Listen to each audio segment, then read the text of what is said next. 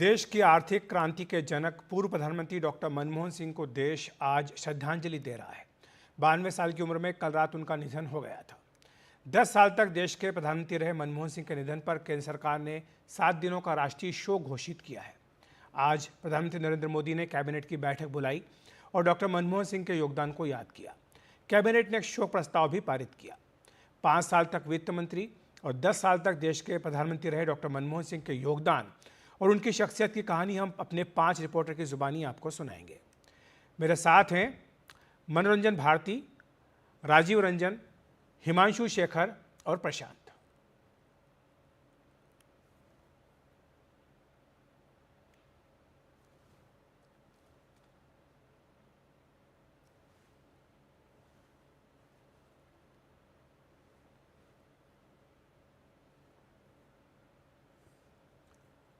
और सबसे पहले चल सकते हैं हिमांशु के पास। हिमांशु, हमने देखा कि आपने कई यात्राओं में पीएम जब रहे थे मनमोहन सिंह तो उनके साथ आपने समय बिताया। किस तरह से याद करेंगे आप डॉक्टर मनमोहन सिंह को और पत्रकारों के साथ उनके रिश्ते को? देखिए, मुझे याद है जब उन्होंने आखिरी प्रेस कॉन्फ्रेंस किया था प्रधानमंत्री के तौर पर, नेशनल मीडिया सेंटर को इनॉग्रेट करने वो आए थे मनीष तिवारी के साथ। और उस प्रेस कॉन्फ्रेंस में मैंने उनसे पूछा था कि जब आपने पहला प्रेस कॉन्फ्रेंस एड्रेस किया था प्रधानमंत्री बनने के बाद 2004 में, तो मैं वहाँ मौजूद था। अब 2014 में आप आखिरी प्रेस कॉन्फ्रेंस कर रहे हैं।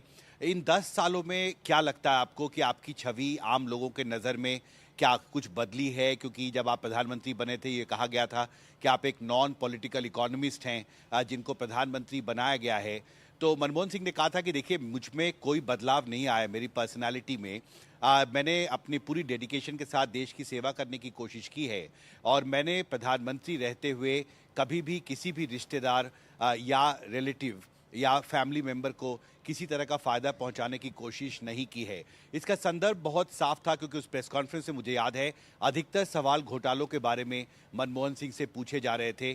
2G घोटाला को लेकर, कॉमनवेल्थ गेम्स घोटाला, कोयला घोटाला, इन सब को लेकर कई सवाल मनमोहन सिंह से पूछे गए थे।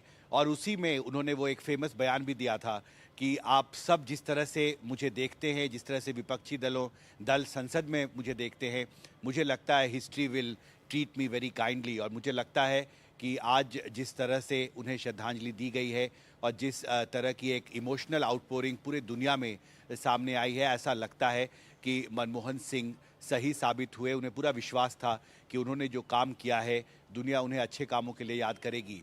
लेकिन साथ में मुझे लगता है कि 2-3 और बहुत महत्वपूर्ण पहलू है। मनरेगा का मैं जिक्र करूंगा।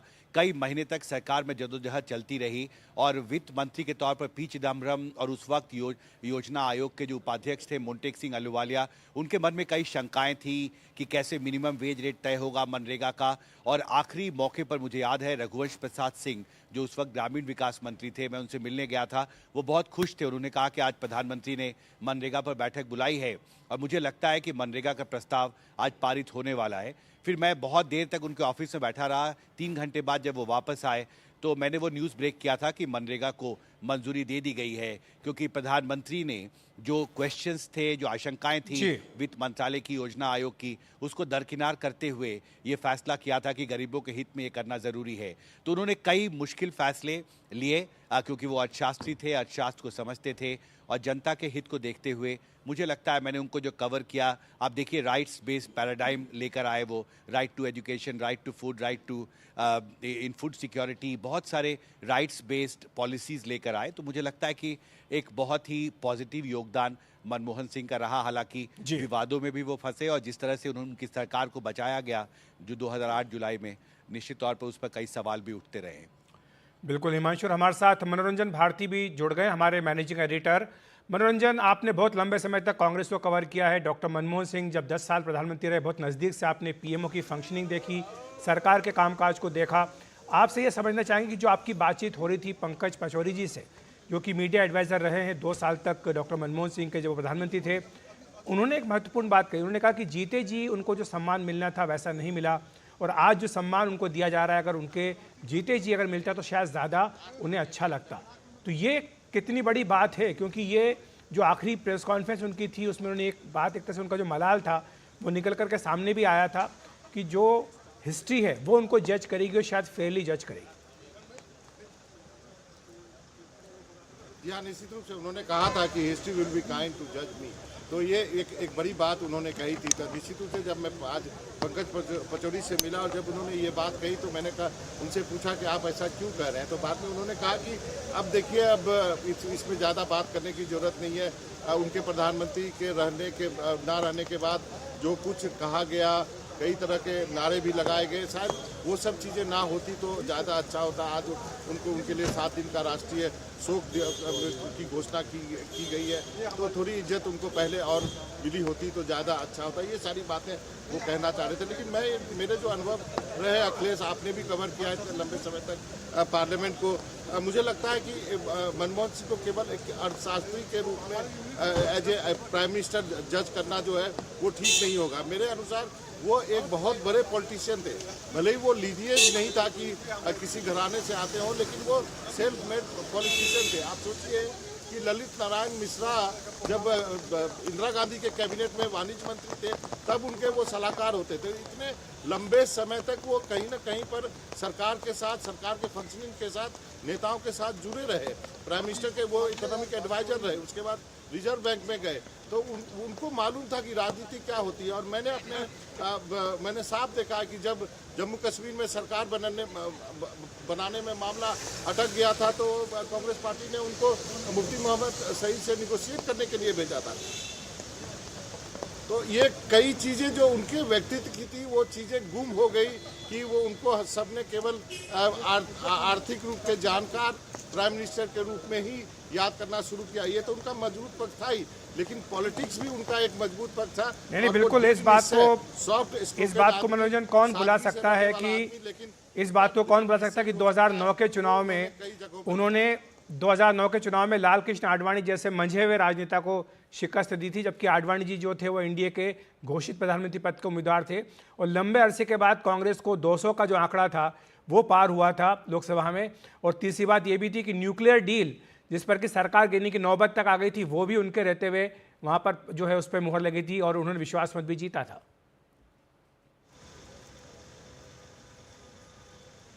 निश्चित रूप से आप इन बातों को देखें तो जो सीटें बढ़ के आई थी 2009 में, वो सारे उनके जो प्रोग्राम शुरू किए गए थे उनके वजह से हुआ था। और उसके बाद वो जो इरा खत्म हुआ और अगला 5 साल रहा, वो एक अलग कहानी रही। और उसके बाद जो है कांग्रेस पार्टी कहे, आप यूपीए कहें, वो सत्ता से बाहर हो गई। तो हमने एक ही प्रधानमंत्री का 2 अलग अलग चीज़ें हमने देखने को हमें मिली है। लेकिन सबसे बड़ी बात है कि उनका जो एक कंसर्न था आम लोगों के प्रति, मुझे लगता है कि वो जो एक परंपरा चली आई है, मुझे लगता है कि अभी जो मौजूदा प्रधानमंत्री है वो उसी लकीर को लंबा खींचने में लगे हुए हैं। शायद उसकी विरासत जो है, उसकी नींव जो है, शायद मनमोहन सिंह ने ही रखी। बिल्कुल। और प्रशांत भी हमारे साथ हैं। प्रशांत, आपसे समझना चाहेंगे कि जो रिश्ते उनके रहे सहयोगी दलों के साथ, हालांकि बीच में कई उतार चढ़ाव भी आए। हमें याद है कि लालू जी का जो ऑर्डिनेंस था उसको लेकर के राहुल गांधी ने एक तरह से पूरा डिफेंस किया था, कहा था कि इस ऑर्डिनेंस को फाड़ करके फेंक देना चाहिए। लेकिन साथ में ये बात भी आई थी कि जो आरोप लगते रहे और जो नीतियों में परिवर्तन की बात कई बार आई, तो उन्होंने ये कबूला था, कहा था कि कंपल्शन ऑफ कोलिशन पॉलिटिक्स होते हैं। तो जो सहयोगी दल थे, क्या वो उनके रास्ते में इस तरह की अड़चनें पैदा करते रहे जिससे कि जो सरकार का ट्रैक रिकॉर्ड था उस पर एक सवालिया निशान लगा? नहीं, बिल्कुल। देखिए अखिलेश, आपको याद होगा जो जिस एक प्रेस कॉन्फ्रेंस की चर्चा बार बार की जा रही है, 3 जनवरी 2014 को जो नेशनल मीडिया सेंटर का उद्घाटन करने के बाद मनमोहन सिंह ने जो प्रेस कॉन्फ्रेंस किया था, उसमें अगर आप सुने उस पूरे प्रेस कॉन्फ्रेंस को फिर से, तो करीब 3-4 बार मनमोहन सिंह ने इस बात को अंडरलाइन किया कि वो एक कोलिशन सरकार को लीड कर रहे हैं। और कांग्रेस के बारे में उनका ये कहना था कि कांग्रेस के बारे में ये कहा जाता था कि कांग्रेस किसी कोलिशन सरकार को लीड नहीं कर सकती, उसको सफलतापूर्वक नहीं चला सकी। तो मनमोहन सिंह ने ये कहा था कि 10 साल एक कोलिशन सरकार को चलाना कांग्रेस का ये एक बड़ी सफलता थी 10 सालों में। और अगर दोनों भाग 2004 से 2009 और 2009 से 2014 को देखें, तो जो उनके कोलिशन पार्टनर थे, जो सहयोगी पार्टियां थीं अखिलेश, उससे उनसे अलग अलग चुनौतियां मिली मनमोहन सिंह के। जो पहला 2004 से 2009 का कार्यकाल था, आपको याद होगा, लेफ्ट पार्टी के सपोर्ट के आधार पर सरकार टिकी हुई थी और वाम लेफ्ट पार्टियां लगातार किसी न किसी मुद्दे पर सरकार को घेरती रहती थी, सरकार की आलोचना करती रहती थी, जिससे सरकार के लिए कई मुद्दों पर आगे बढ़ना कई बार मुश्किल हो जाता था। और उसकी परिणति आपने देखा, इंडो यूएस न्यूक्लियर डील जो 2008 में आया, उस पर उसी मुद्दे पर लेफ्ट पार्टियों ने अपना समर्थन वापस लिया और जिसके बाद फिर नो कॉन्फिडेंस मोशन की नौबत आई और फिर वो बाकी चीज़ जो हुआ वो इतिहास है। जो 2009 से 2014 में हुआ, उसमें फिर दूसरे तरह की चुनौतियां आई। हमने देखा डीएमके के ए राजा को 2G घोटाले में उनका नाम आया और दूसरे तरह की कई चुनौतियां आई, खासकर भ्रष्टाचार के मुद्दे को लेकर। तो बिल्कुल उनको सामना करना पड़ा और कई बार उनको अपने कदम पीछे खींचने पड़े अपनी कई नीतियों को लेकर। बिल्कुल। और हमारे साथ राजीव रंजन भी हैं। राजीव, आप पर आने से पहले जानकारी दे दूं दर्शकों को कि यह गृह मंत्रालय की ओर से जानकारी आई है कि पूर्व प्रधानमंत्री डॉक्टर मनमोहन सिंह का अंतिम संस्कार कल सुबह 11:15 बजे दिल्ली के निगम बोध घाट पर किया जाएगा। तो राजीव, मैं आपके पास आना चाहता हूं कि जो पाकिस्तान को लेकर के एक आरोप उनके ऊपर लगता रहा, यह कहा गया कि जो हमले होते रहे उस पर जो कार्रवाई, जवाबी कार्रवाई भारत को करनी चाहिए थी, वैसी नहीं हुई। और 26/11 जब हुआ तब तो अब ये जानकारी भी आ रही कि उन्होंने कह दिया था कि अगर आगे इस तरह के हमले होंगे तो पाकिस्तान के खिलाफ सख्त कार्रवाई करने से भी भारत नहीं चूकेगा। तो ये एक तरह से जो उनकी दृढ़ इच्छा शक्ति है, इसको बताता है कि वो इसके लिए तैयार थे कि अगर मौका लगा, जरूरत पड़ी तो वो कार्रवाई भी कर सकते हैं।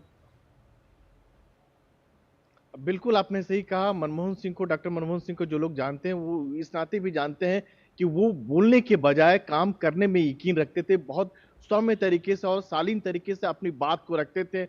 मुझे याद पड़ता है कि 2012 में नेवी का पीएम डेट सी होता है, वार्षिक पर जाते हैं और सारे सवालों का जवाब देते हैं। हर जगह बहुत इजी एक्सेस थे। और जहां तक सेना की बात है, 24/11 की बात है, तो उन्होंने वो सारी जिम्मेदारी सेना पर सौंप दी थी। उस समय के आर्मी चीफ हुआ करते थे, जनरल दीपक कपूर हुआ करते थे। उनका ये कहना था कि आपको जो ठीक लगता है, और ऐसा नहीं है कि उस दौरान जो है सेना जो है पाकिस्तान की ओर से कोई भी इस तरह की घटना होती थी, चाहे घुसपैठ की बात हो या चाहे दूसरी तरह की हरकत हो, उसका पाकिस्तान को करारा जवाब मिलता था। लेकिन मनमोहन सिंह का जो काम करने का तरीका था, कुछ अलग तरह का तरीका था। वो बहुत ज्यादा बोलते नहीं थे और उस समय जब एक टॉप लीडरशिप आपको जब नहीं बोल रहा है, वो काम करने में यकीन रखता है और हर तरह के सवाल का जवाब वो देते थे। उनकी सबसे बड़ी बात ये थी कि समय के बहुत पाबंद थे, हर चीज का बहुत पर्टिकुलर थे।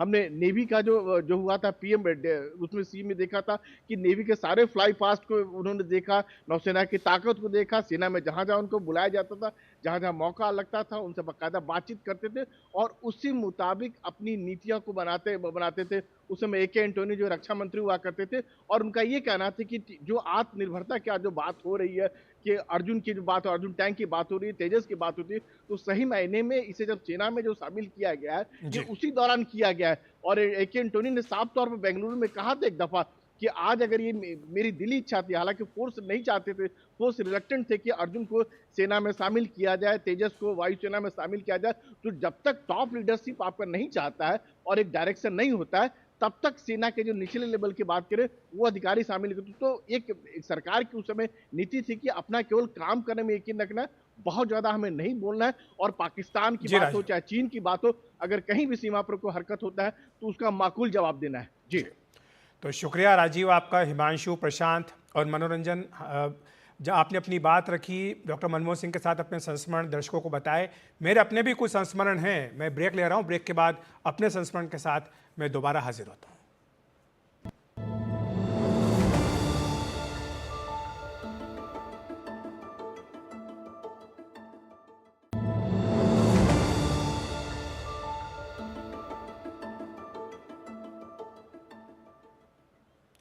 तो सहजता, सरलता, विनम्रता, ये डॉक्टर मनमोहन सिंह की कुछ खूबियां थी जो उन्हें पत्रकारों के साथ भी जोड़ करके रखती थी। बतौर पत्रकार, बतौर रिपोर्टर मेरे भी अपने कुछ अनुभव उनके साथ हैं।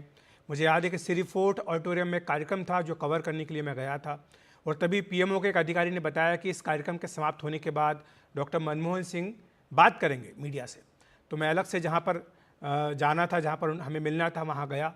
वहाँ पर डॉक्टर मनमोहन सिंह इंतज़ार कर रहे थे और उसके बाद हमने देखा कि वो खुद चल कर के मेरे पास आए। अमूमन होता ये है कि हमें पत्रकारों को नेताओं के पास जाना होता है बाइट लेने के लिए, इंटरव्यू लेने के लिए, लेकिन जब उन्होंने हमें देखा तो वो अपनी गाड़ी से हमारे पास खुद चल करके आए और उन्होंने हमसे बातचीत की।